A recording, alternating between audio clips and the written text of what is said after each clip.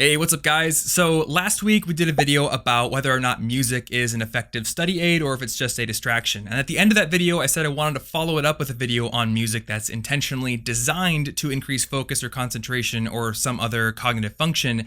And well, to be honest, that video's research isn't ready yet. I've been researching all week and I'm gonna put a comment down below this video if you want some more explanation on it. But in short, I'm gonna have that video coming out next week, so I have a little bit more time to polish it and make it as good as you guys deserve.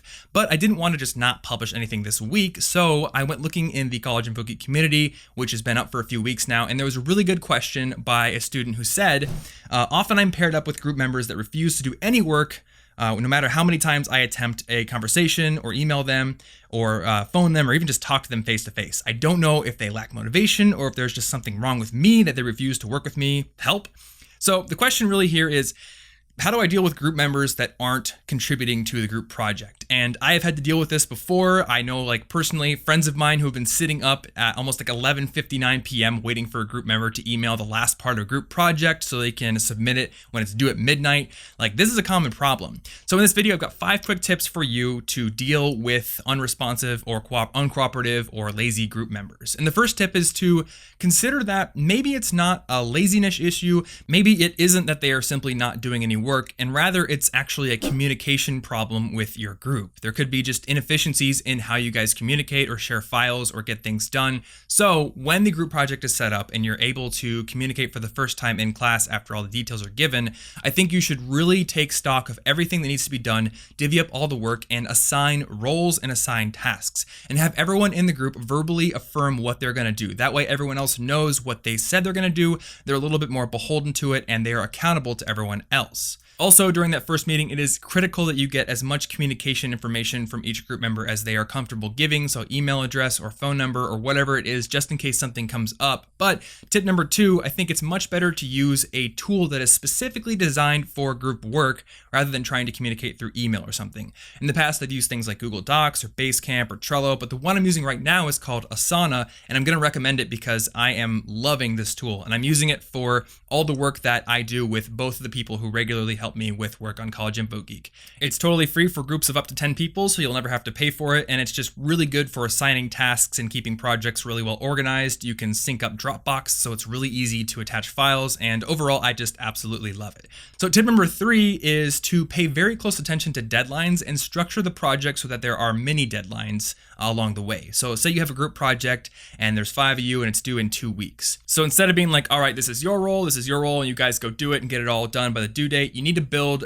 basically checkpoints along the way for each person to send work to an editor or a project manager. And I'm going to say, like, if you're worried about group members not pulling their weight or the group project not getting done in general, it's probably a good idea for you yourself to take on the project management role, because if you're worried about this, you're likely to be one of the more responsible members in the group. But with these mini deadlines, you can make sure things are along schedule, you can make sure people aren't procrastinating, and I think it is absolutely essential for one deadline in particular to be created, and that is a deadline for everyone to get everything they need to contribute to the editor of the project at least 1 day before the deadline, preferably 2. That way the editor has time to get everything in order and actually submit it before the deadline. So now we've moved on to tip number 4, which is emailing the professor. So maybe the communication is not an issue, maybe the tools are not an issue, and you really just have somebody who is unresponsive or who's just not getting their work done and they're dragging the entire group down. You feel you need to bring the issue to your professor.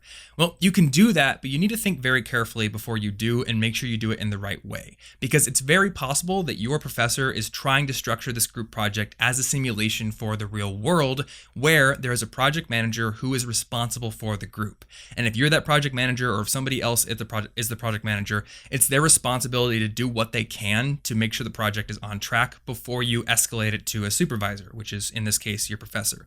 So if you haven't already emailed that member who's not doing what they're supposed to do, if you haven't already escalated that to a face-to-face conversation in class, your professor might well ask you why you didn't do that before bugging them with the problem. Also, if you're going to go to the professor, you want to do it early on in the project, right when the problem rears its head and you've already tried things out, rather than waiting, because they're going to ask you, why did you wait until now to bring this problem to me, rather than nipping it in the bud right when it was actually a problem. And that brings us to the last and most inconvenient tip, which is that you might just need to suck it up, do the work for them, and let them ride your coattails. It sucks, it's awful, totally unfair, but It's great training for the real world. There was actually somebody in the subreddit who expressed a lot of surprise when I said that. They were like, wait a minute, people in the real world aren't more responsible than people in college? And I would say on the whole, people do mature, they grow up, they become more responsible than they were as teenagers or college students.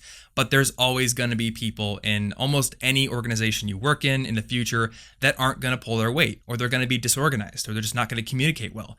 And you're going to have to deal with that. And professors know that. That's why they build group projects. Part of the intention here is to help you work in a group and deal with those kind of issues. And they know that some people are not cut out for group work and they're just not responsible. So hopefully this video has been helpful to you in some way. I know dealing with unresponsive group members is absolutely awful, and that's why in college, when I had the option to, I often elected to do group projects by myself instead of with a group, but sometimes you have to deal with an unfortunate situation. So if you have additional tips or you want to discuss this video, there will be an official discussion thread in the College Info Geek community linked down below in the description. And as always, thank you so much for watching, and I will see you next week. Hey there guys, thanks so much for watching this video. If you want to get new videos every single week on being a more effective student, you can click that big red subscribe button right there. I also wrote a book on how to earn better grades, which has an entire chapter on group projects. So if you'd like to get a free copy of it, you can click the picture of the book. And if you want to read the article for this video, click the orange logo right there. In last week's video, we talked about the relationship between music and studying. So if you missed that video and you want to dig into it, click the thumbnail. And if you want to connect with me, I'm on Instagram and Twitter at TomFrankly, or you can leave a comment down below or in the discussion feed.